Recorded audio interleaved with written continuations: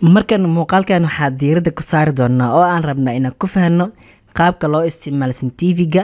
qaybta koowaad waxaa inoo qoran marka oo haysanaa xidid saddex jibaarka in waxaan rabnaa ku fahanno qaabka scientifiga loogu isticmaalo xidid saddex jibaarka. tusaalaha koowaadna waxaa inoo qoran haysanaa xidid saddex jibaarka 3375 in waxaan rabnaa anagoo aan ka shaqeynin inaan scientific gelino markiiba jawaabtaan helno. haddaba marka aan sameyno ugu horreyn waxaan dhihi doonaa marka shifti taawo shifti calaamadan taawo xidid laba jibaarka kadib maxaa leenahay xidid oo saddex jibaar ah. kadib gudaha waxaa gelin doonaa oo maanta inoo qoran waxaa waaye 3375 waay. kadib waxaa taaban doonaa equal calaamad equal taawo kadib markiiba jawaabta helena maxaa 15 waay. anagoo waxba ka shaqeynin waa jawaabta waa soo helna meeqa marka waa 15 waay.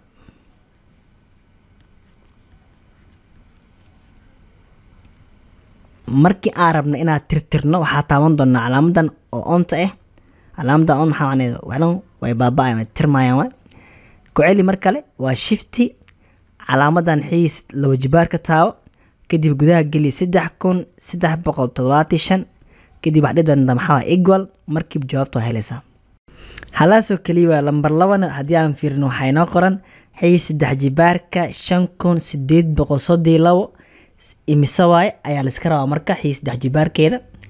waa soo heli karnaa ugu horreyn marka hore kan baabi'i oo on taawo kan tirtir meesha ka baabi'i shifti taawo marka hore shifti calaamad laba jibaarka taawo gudaha waxaa gelin doonaa 5832 waa markan kadib waxaa dhihi doonaa equal markiiba jawaabta waa helin. jawaabta meeqa marka waa 10 iyo jawaabta waxaa waa 18 waa 18 halaasoo kaliya waay. markan waa su-aasha saddexaad oo waxay noo qornaysaa xidid saddex jibaarka 512 loo qeybiyay 64 in waxaan rabnaa markiiba aan helno jawaabta. haddaba marka hore kan baabi'i calaamada onta taawo ugu horreyn marka shifti taawo calaamada xidid laba jibaarka taawo markaan qeyb baa oo sareeyo hoose leedahay calaamadan qeybka taawo marka qeybta kor waxaa gelin doonaa 512 qeybta hoose waxaa taaban doonaa calaamadan dhexe oo qeybta kor iyo hoose iyo gees iyo dhinac bidix leh qeybta hoose taawo kadib hoose imaan doonta calaamada kadib hoose waxaa qori doonaa 64 waa hadda marka maxay noo qornaa haysanaa xidid saddex jibaarka haysanaa 512 loo qeybiyay 64 kadib waxaa dhihi doonaa equal marka oo jawaabtaas soo helay meeqa marka jawaabtaas soo helay qanayinkaas 2 waa marka. halaasoo kaliya markasto waxaa taaban doontaa calaamadan oo shiftiga kadib calaamada waxaa waa xidid saddex jibaarka taawo haddii qeybta calaamadan qeybta taawo sareeya iyo hooseyaha leh qeybta sareeyaha 512 waay.